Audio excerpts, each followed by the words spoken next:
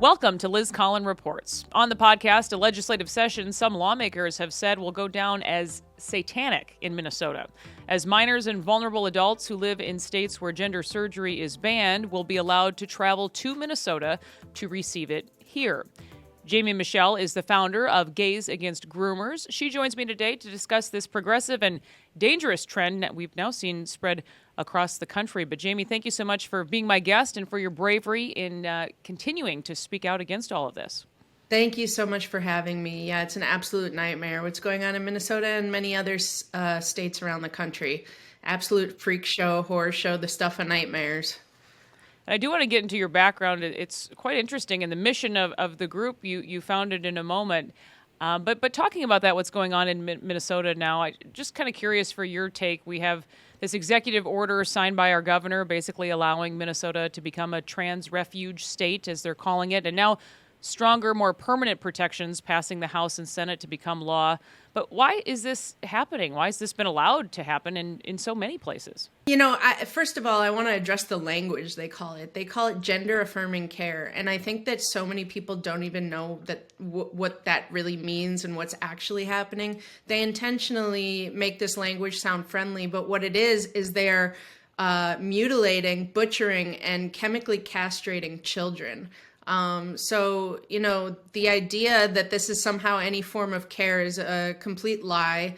Yeah, it's very shocking and sad to see more states becoming this sort of refuge and sanctuary state for kids to get these procedures done. The truth is no child can make a permanent decision. I thank God every day that I wasn't raised in this generation because, you know, with all the indoctrination going on and the social contagion spreading, I would have been led to believe that I, too, was born in the wrong body when the reality is I've never one day in my life wanted to be the opposite sex. But it's very alarming to see what's happening in Minnesota. You know, just yesterday that also happened in Colorado. And yeah, I think that the people at the very top are evil. I truly think it's evil. I think profits are behind it.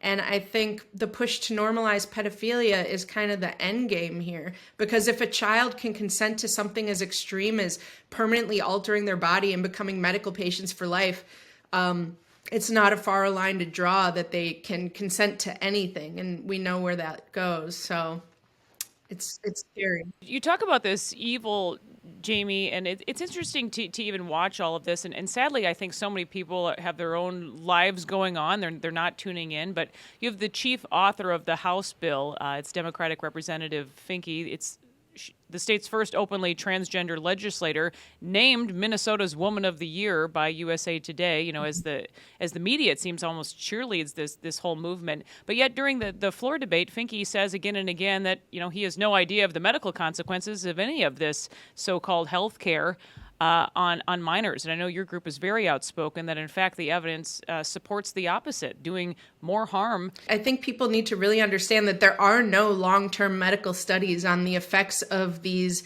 drugs, these puberty-blocking drugs, which, you know, historically and even still now, they have been used to chemically castrate sex offenders, adult sex offenders, obviously.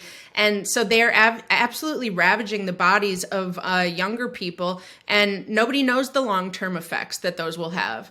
But from what we do see in the short term, you know, some of these side effects are vision loss, brain swelling, and then, of course, you know, when you go into the surgeries, you can't.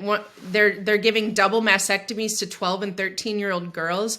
And yeah, I mean, I think that says a lot that the person pushing for this, who is trans themselves, doesn't even know the effects that this has on kids. You know, they're trying to ram this through in the name of diversity or inclusion and acceptance, you know, and using our community, the LGBT and T community, as a scapegoat, you know, to silence the opposition, anybody that speaks out against it, and calling them transphobic. And that's obviously not the truth. I mean, protecting children has nothing to do with being trans or being anti-trans.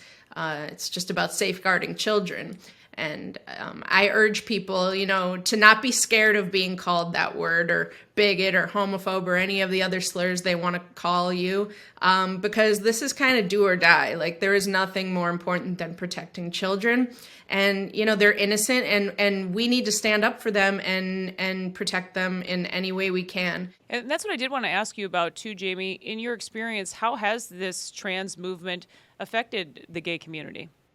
Oh, it's totally wiping all the progress. The long fought, hard fought progress that we did achieve, getting our equal rights, the right to marry, having the same rights as every other American in this country. We achieved that not that long ago. I believe federally it became law in 2015. And almost overnight, it feels, the trans movement, by these radical extremists, is pushing us back decades. The opinion of gay and lesbian people is declining. We're losing our good standing in society that we just recently achieved, and it's hard to blame people, that look upon us less favorably. And but that's what Gays Against Groomers is here to do, on top of, first and foremost, trying to end this abuse being done to children, but also to separate ourselves from this radical mob, these extremists that are doing this in our name, because the majority of gay and lesbian people, and I believe even trans people, I believe, the majority of them, they just don't make the news, but most people are in our community are against this, and we're here to give a voice to them and to make the public keenly aware that there is a big difference between us and them. And it's really unfortunate, it's terrible for the children, and it's really bad for us too. And when did this all start for you, this personal mission? You talked a little bit about, what you're doing, and you actually shared that you may be starting something here in Minnesota very soon, as we've seen this crop up across the country. Well, I had been seeing it happening the same as anybody else. The videos that were coming out from libs of TikTok and all the other viral content and that started being put online, showing the reality of what's being done here. And, myself and my friends, my gay friends that I've made over the years that are outspoken about this stuff, we were all speaking out individually, but there wasn't a unified front to kind of push back against this mob. So I whipped the group together, it popped in my head, and I asked all my friends to join it with me. And so that's how it formed. But so right now we currently have 13 chapters in the United States and a few abroad as well. And with Minnesota, things are getting so bad there. We are in the process of launching our Minnesota chapter. Hopefully in the next few weeks, it will be up and running. But the goal here for us is to have a chapter in every state in the nation. Because, we're at the same time as we're seeing these horrific bills pass in many blue states, we are seeing a lot of pushback and laws being put into place that ban these procedures and medications on children. So, I think in the end, we're going to win it. It's going to be a lot harder in blue states. But I am hopeful that we will end this grave abuse being done to children in our name. On the other side here in Minnesota, legislation has been introduced to classify drag shows as adult entertainment. I think many of us think it's not going to go anywhere this session as we see what's playing out. But we do see this all over the place. Drag shows, family restaurants, Mall of America is hosting a drag show. What is the goal here? People always ask me that. Why are they doing this? Why are they targeting and trying to normalize this around our children? Well, as I said earlier, I truly believe the end goal of this agenda is to normalize pedophilia, to sexualize children, to get them used to that, to being around that, to making and to giving children autonomy over their bodies. And like I was saying, if they can consent to changing their gender before they can even pick their bedtime, I mean, what can't they consent to? And so I truly believe the goal is to normalize pedophilia. And the sad thing that is that now all these child predators, they used to have to hide and do their business behind closed doors, try and groom children and prey on children behind closed doors in secrecy.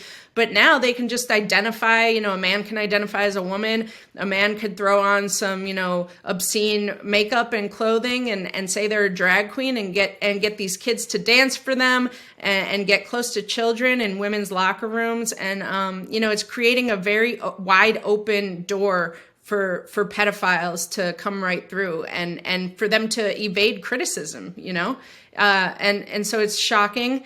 But yeah, I would say that the end goal and the motivation is to slowly but surely, I mean, I think it's happening a lot faster now, but to normalize pedophilia and make it so children are able to consent. Well, we'll show a picture here, but we have our lieutenant governor with a knife on a T-shirt with the messaging saying "Protect Trans Rights" recently, while she's holding a press conference and saying that it's our jobs as parents to believe our kids when they tell us who they are, which I think is kind of an infamous statement now at this point. But so on one hand, you have our so-called leaders pushing this message. Well, they stay silent again and again after, let's say, the Colorado Springs shooting or the trans incident that involved the Nashville school shooter. Instead, this messaging is all about guns, and that's why I think that people do need to pay attention, because in many instances this can be very dangerous.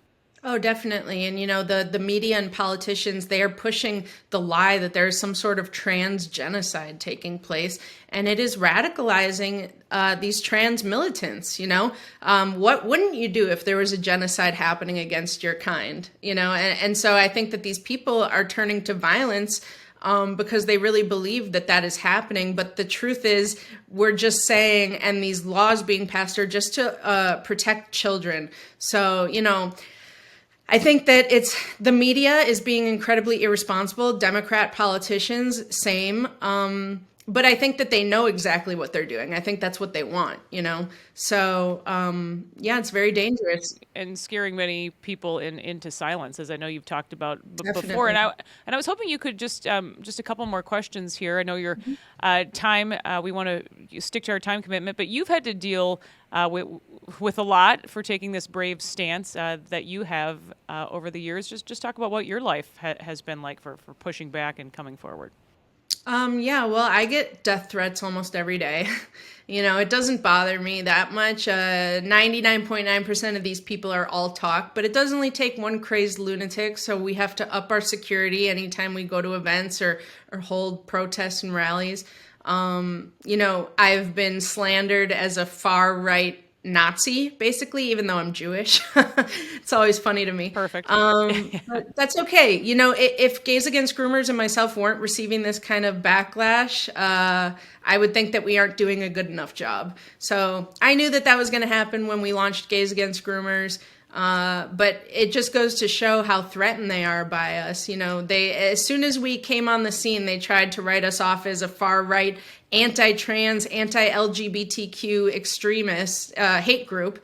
And that shows that, that's the only defense mechanism they have against this. All they have is name calling and intimidation and censorship.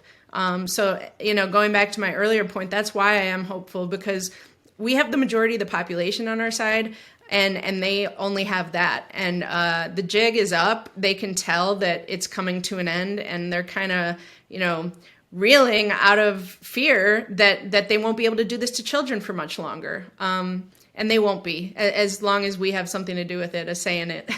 What is your advice then to those who've been sitting on the sidelines when this all feels so hopeless at times? What do you suggest? What can people do? I would suggest to get involved locally. Everything happens at a local level. I mean, it's really easy to go out and maybe go to a school board meeting. You have to get over that initial fear. You have to be bold and courageous and not worry what others think of you, especially when the others are such evil monsters such as these. But I recommend people go to a school board meeting, try and get this out of schools, voice your dissent to it in public, speak out on social media. And if you're worried about your job, I understand some people are worried about losing their job or their friends.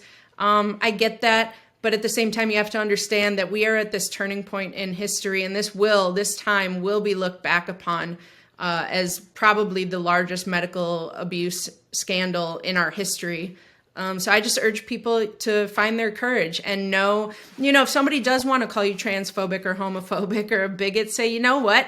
Actually, there's this group of gay and trans people called Gays Against Groomers that are fighting this too. And I'm not going to let you gaslight me into saying that I am those things when I only want to protect children. Well, Jaimee Michell, many of us appreciate your courage very much. Thank you again for your time today. And we look forward to your work continuing here in Minnesota. I think that's encouraging news for many of us. Thank you so much. And that will do it for this episode of Liz Collin Reports. We will see you next time.